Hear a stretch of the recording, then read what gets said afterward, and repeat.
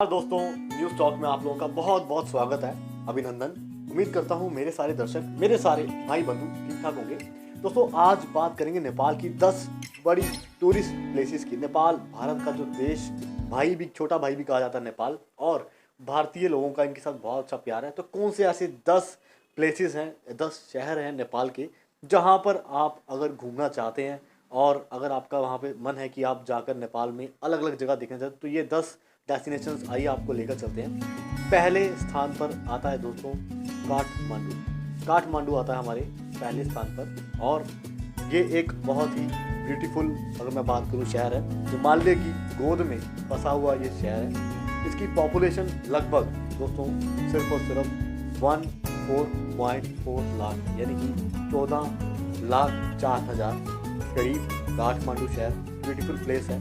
यहाँ पर व्यापार यानी कि ट्रेड बहुत बड़े लेवल पर, हब कहा जाता है इसको ट्रेड का, और ये कैपिटल ऑफ नेपाल भी कहा जाता है। ये फेमस है अपने रिलीजियस प्लेसेस के लिए, धार्मिक स्थानों के लिए बहुत महत्वपूर्ण यहाँ पे लोग जाते हैं।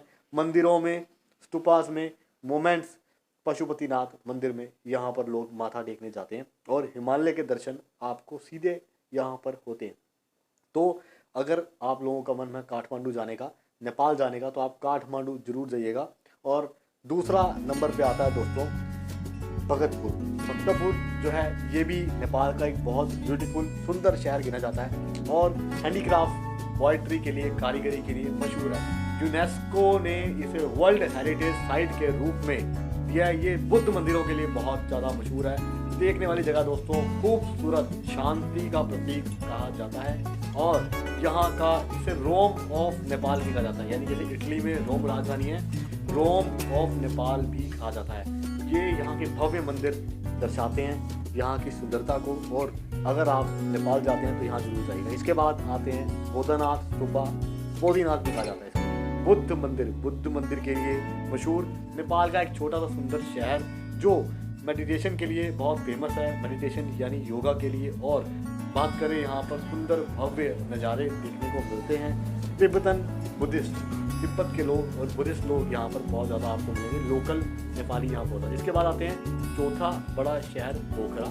पोखरा यह पेवा नदी के किनारे बसा हुआ एक शहर है दोस्तों, और इससे अन्नपूर्णा सर्किट भी कहा जाता है, क्योंकि इसके बाद अन्नपूर्णा सर्किट लगता है। ब्यूटीफुल प्लेस है, आबादी बहुत कम है। यहाँ के बहुत सारे लोग एक टूरिस्ट डेस्टिनेशन, नदी देखने आते हैं। यहाँ पे सुंदर भव्य नज़ारा और अद्भुत कहा जाता है। शांति का प्रतीक यह शहर भी।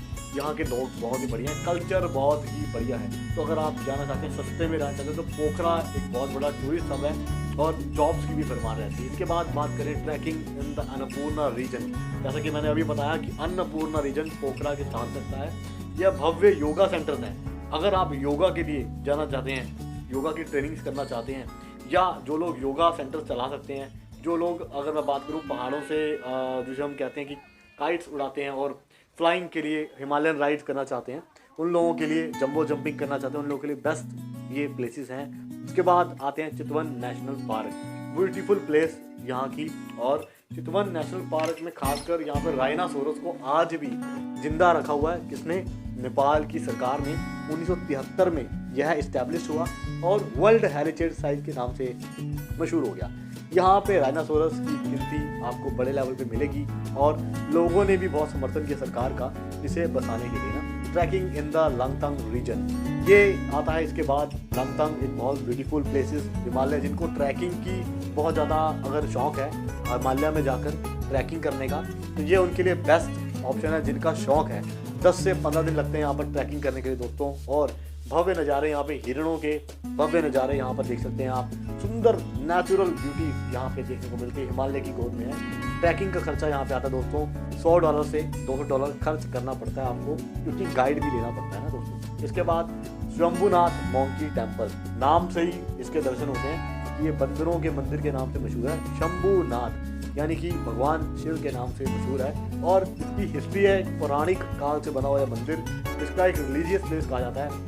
इसकी स्थापना राजा मानदेव ने सन 464 से 505 ईस्वी में की थी। हालांकि कहा जाता है कि अशोक सम्राट, अशोक जो थे चक्रवर्ती सम्राट, 3री शताब्दी में ही इसका दौरा उन्होंने किया, और ये बौद्ध और हिंदू दोनों के ही लिए माना जाता है, दोनों के रिलीजियस प्लेस कहा जाता है। और बौद्ध मंदिर इसको कहा जाता है। ज़्यादातर बौद्ध लोग और हिंदू लोग दोनों मिलकर यहाँ पे पूजा करते हैं। यहाँ का धार्मिक स्थल है, भावनाएं जुड़ी हुई हैं। ब्यूटीफुल और टूरिस्ट प्लेस बहुत बड़ा। अगर आप नेपाल जाएं तो यहाँ ज़रूर जाएं दोस्तों, क्योंकि यहाँ का नज़ारा देखने को मिलता है और मन शांत हो जाता है। अगर आपका मन विचलित है तो यहाँ पर जाने के बाद आप डेफिनेटली एक शांति का अनुभव करेंगे और ब्यूटीफुल प्लेसेस में जाता है। इसके बाद आता है Everest and the trek to the base camp. Base camp 9वें स्थान पर आता है। नेपाल के एरियाज में पहाड़ों पर ट्रैकिंग करने का शौक जिनको है, जिनको कैंपिंग करने का शौक है, वह नेपाल में बेस कैंप जरूर जाएं। और नेपाल में बड़े बड़े टूरिस्ट अलग अलग देशों से एवरेस्ट हिमालय की चोटी पर बेस कैंपिंग करने आते हैं, जिसका खर्च $2000 तक आ जाता है, क्योंकि ऑक्सीजन, खाना और गाइड आपको साथ रखना पड़ता है। बिना गाइड के आप यहाँ पे नहीं जा सकते, क्योंकि आपको आगे दिक्कत आ सकती है।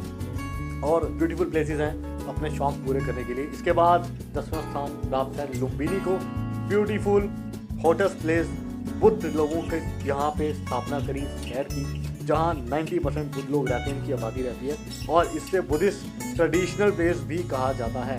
तो अगर आपको शौक है शांति का, अगर आप नेपाल में जाना चाहते हैं कम पैसे में, बढ़िया प्लेसेस के दर्शन करना चाहते हैं, तो Nepal is the best tourist place, जहाँ पे आप जाकर एक भव्य नज़ारे, बढ़िया नेचुरल ब्यूटीज़ को देख सकते हैं। आज भी संस्कृति यहाँ पे विराजमान है। आगे ले जाना चाहूँगा, बने रहिए लेटेस्ट इमिग्रेशन अपडेट के साथ और हमारे चैनल को सब्सक्राइब कर लीजिए। जय हिंद, जय भारत।